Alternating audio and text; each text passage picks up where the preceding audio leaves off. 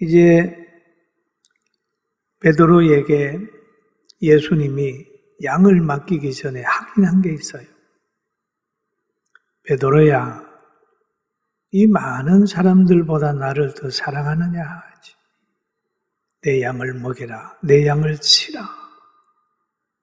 사랑을 하긴 했어요. 사랑하느냐.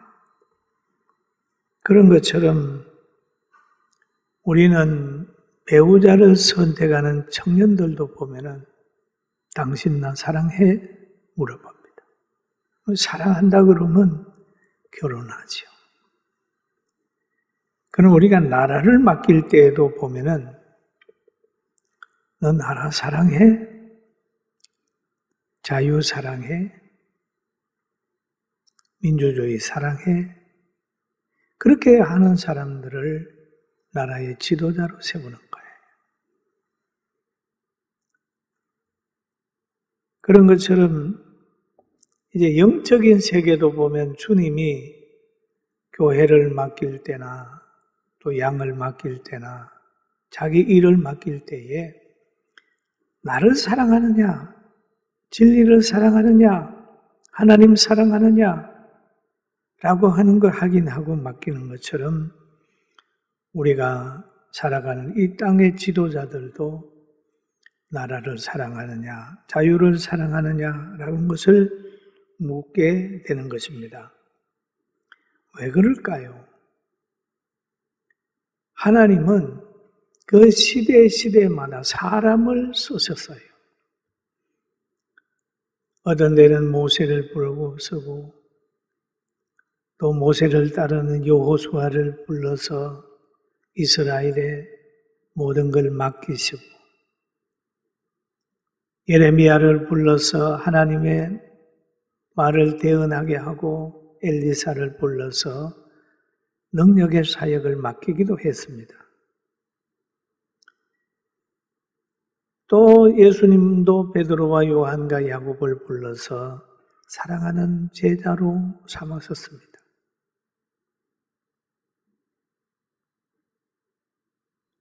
이런 걸 보면서 하나님은 사람을 쓰시는구나. 사람을 통해 일하시는구나. 그 사람이 잘 세워지게 되면 나라가 부강하고 사람이 잘 세워지게 되면 가정이 행복하고 사람이 잘 세워지면 지역이 잘 되는 것을 우리가 많이 경험합니다. 교회도 마찬가지입니다.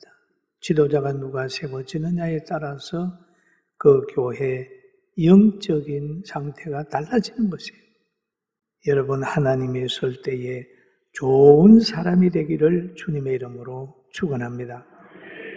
그러면 이 사람들을 어떻게 알아봐야 되느냐? 고도의 분별력과 공의성을 가져야 되는 거예요. 나무를 보고 나무를 모르거든 열매를 봐야 되고 열매가 안 보이거든 그가 소속해 있는 것을 보면서 지혜롭게 선택을 해야 됩니다. 초식동물은 초식동물끼리 모이고 육식동물들은 육식동물끼리 무리지어서 띠를 이루게 되는 것처럼 언제든지 사상을 같이 하는 사람들이 모이게 되어 있습니다. 이런 눈을 가지고 잘 분별해서 대한민국이 제사장의 나라, 행복한 나라, 싸움이 없고 갈등이 없는 나라를 만드는데 기여하는 지혜로운 성도들 되기를 주님의 이름으로 축원합니다. 그리고 오늘 본문에 보면은 사도행전에 있는 말씀을 얘기를 하죠. 누가가 추후 61년에서 63년경에 예수님에 대하여 기록한 내용인 것입니다.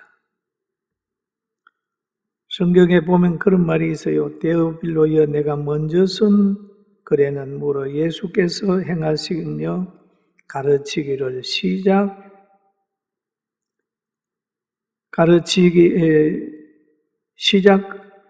하심부터 그랬어요. 이게 누가복음입니다.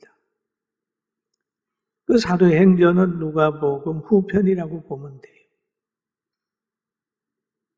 그래서 데오빌로에게 이 얘기를 하는 거예요. 그가 택하신 성사도들에게 성령으로 명하시고 성천하신 날까지의 일을 기록하였노라. 그가 고난을 받은 후에 또한 그에게 확실히 많은 증거로 친히 살아계심을 나타내사 40일 동안 그들에게 보이시며 하나님의 나라의 일을 말씀하시니라 라고 얘기를 하고 있습니다. 여기에 보면 고난 받으신 후에 그랬죠.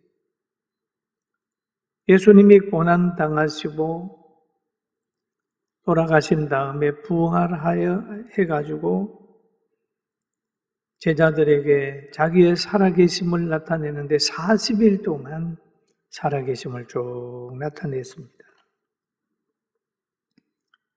그 예수님께서 제자들을 모아놓고 성천하시기 전에 하신 말씀이 있어요. 예루살렘을 떠나지 마라.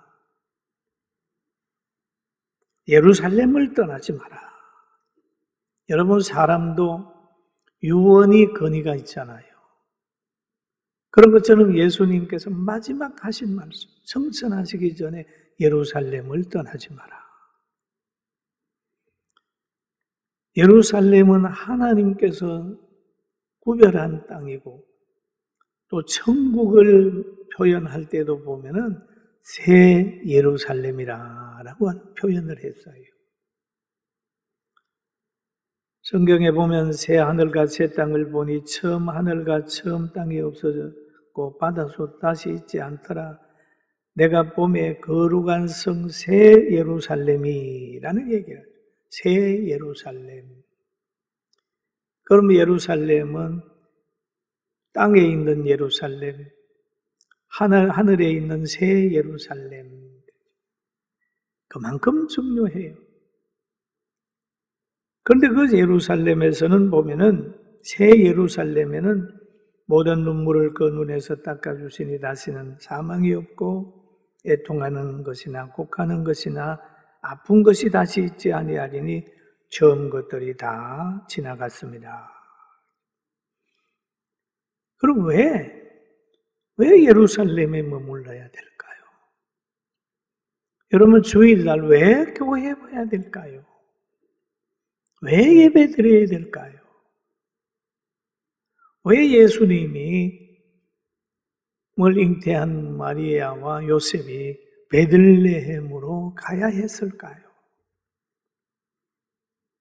그곳에는 하나님의 약속이 있기 때문에 간 거예요. 예수님이 베들레헴에 태어난다고 그랬으니까, 그러니까 베들레헴에 태어나도록 하나님이 환경을 몰아가는 거예요. 이 예루살렘에 성령이 임하는 거기 때문에 제자들에게 너희는 성령을 받기 위해서 예루살렘에 떠나지 마라. 그렇게 얘기를 하잖아요. 예루살렘을 떠나지 마라. 성령의 임재가 거기에서 있기 때문이죠. 그럼 이 예루살렘. 또 우리가 교회에 모여서 왜 예배 드려야 될까요? 모여야 될까요? 성경에도 보면 너희가 모이기를 힘쓰라고 그러잖아요. 그게 성경 말씀대로 우리가 살려고 하다가 보니까 그런 거예요. 그런데 예루살렘에 머물기가 참 힘든 것입니다. 왜냐하면 박해가 있거든요. 예수님을 심판하고 예수님을 십자가에 다는데 그 역할을 했던 사람들이 거기에 있단 말이에요. 예루살렘에 있어요. 그래, 얼마나 박해가 심하겠어요. 그런데도 예루살렘을 떠나지 마라. 왜? 성령을 받기 위해서는 예루살렘을 떠나지 마라. 예루살렘에는 솔로몬 성전이 있고 포로로 잡혀간 이들은 늘 마음이 예루살렘에 있는 거예요. 성경에 보면 이런 말이 있어요. 주께서 전에 말씀하시기를 내 이름이 거기 있으리라 한 곳에 이 성전을 향하여 주의 눈이 주야로 보시오며, 성전을 향하여 주의 눈이 주야로 보시오며 주의 종이 그곳을 향하여 비는 기도를 들으시옵소서. 주의 종과 주의 백성 이스라엘이 이곳을 향하여 기도할 때에 주는 그 간구함을 들으시되 주께서 계신 곳 하늘에서 들으시사 사하여 주옵소서. 그럼 성전 안에서 기도하는 거예요. 그럼 성전에 못 오는 사람들은 그 성전을 향하여 기도를 하는 거예요. 마음은 성전에 가 있는 거예요. 예루살렘. 성도들의 마음이, 이스라엘 백성의 마음이 머무는 곳이에요. 여러분, 오늘 우리의 마음은 어디에 있어야 될까요? 영적인 예루살렘, 예수님께 있어야 되지만은 우리 모여서 예배하는 곳에, 교회에 늘 마음이 있고 함께 예배드리는 그곳에 마음이 있어야 됩니다. 할렐루야. 예루살렘에. 그러면서 그렇게 얘기를 하죠. 성령이 임재한다는 예언이 있는 곳이 예루살렘이에요. 그 약속을 받으려면 예루살렘에 머물러야 해야 되는 거예요. 그리고 말합니다. 요한은 물로 세례를 베풀었으나 너희는 맨날이 못되어 성령으로 세례를 받으리라 하였느니라. 이거 어디에서? 예루살렘에서 그런다는 거예요. 그러니까 떠나지 마. 그리고 또 한 가지는 이런 말을 합니다. 6절에 보면은 그들이 모였을 때 예수께서 여짜오되 주께서 이스라엘 나라를 회복하심이 이때니까 라고 얘기를 하죠. 성령이 임하게 되고 세례를 받게 돼 이때니까. 그러니까 예수님의 대답은 너 관심 가지지 마 이렇게 해야 합니다. 그러나 사람은 궁금하잖아요. 여러분 궁금한 거 많지요? 병든 사람은 언제 회복될까? 또 언제 잘 될까? 또 모든 것이 언제 풀릴까?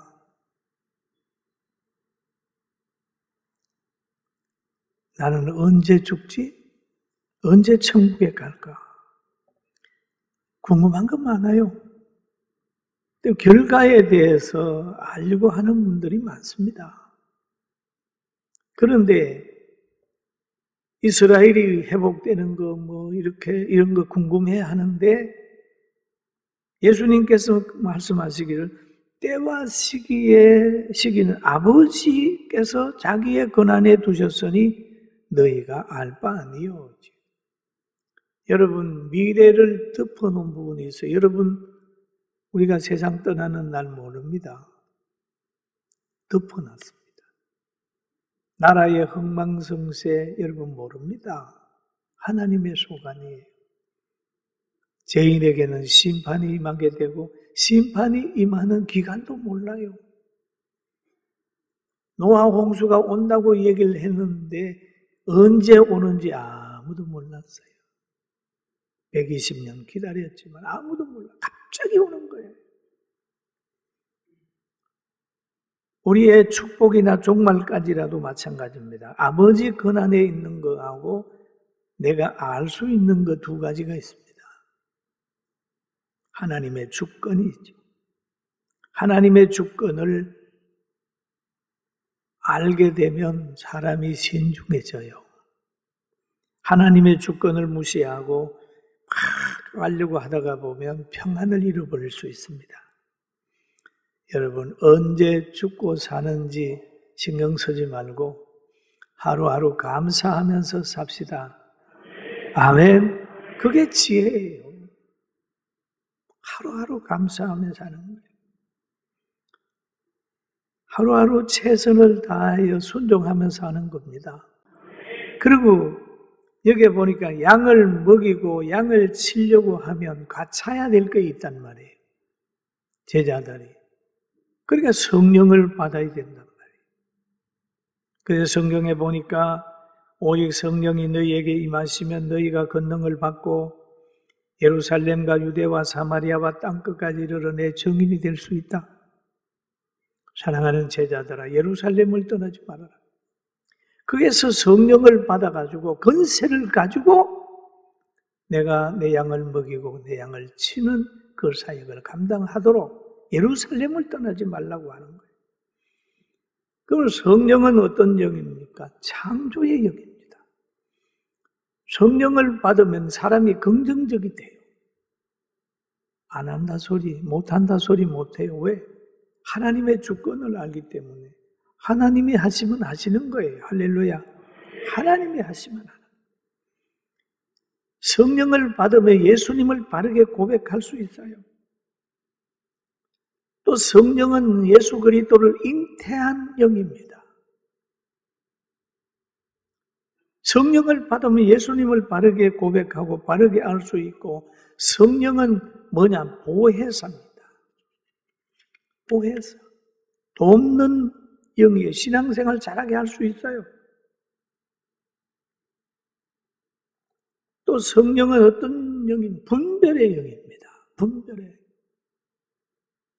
성령을 받으면 무슨 일을 하고 나면 이게 잘했구나 못했구나라고 하는 것은 감동으로 알게 되어 있습니다. 왜냐하면 그 영이 임하게 되면 죄에 대하여, 의에 대하여, 심판에 대하여 알게 되고 그 영이 책망을 하는 거예요. 또 성령을 받게 되면 그 성령은 세상 끝날까지 주님이 동행한다고 하는 것을 알려주고 동행하는 거예요.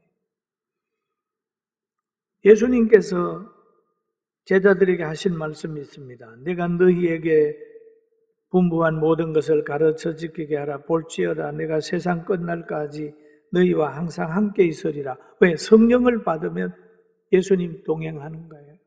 하나님 동행하게 되는 거예요. 여러분 성령의 사람 되어서 항상 주님과 동행하게 되길 바랍니다. 성령의 사람은 아름다운 성품을 줍니다. 그러니까 성령을 받으라는 거죠. 성령을 받으면 사랑이 생겨요. 사랑할 수 없는 사람도 사랑하게 되고, 성령을 받으면 기뻐할 수 없는 환경 가운데서도 기뻐하고, 성령을 받으면 합평할 수 없는 그런 환경 속에서도 합평하는 거예요. 합평하는 것. 나는 절대 저 사람하고는 안 돼. 그게 아니라 그냥 만나면 사람의 부패성이나 타락성을 인정하고 연약성을 인정하고 그래. 그러면서 합평할 수 있어요. 용서할 수 있는 마음이 생겨요. 인내할 수 있습니다. 인내하는 거예요. 성령을 받으면 인내하는 거예요. 자비와 양선과 충성이 생겨요. 그렇잖아요. 성령을 받지 않고 공부해가지고 뭐 하는 사람이 있어요. 말씀만 듣고 신앙생활하고 간증만 듣고 신앙생활하는 사람은 누구를 만나냐에 따라서 신앙의 색깔이 달라져요.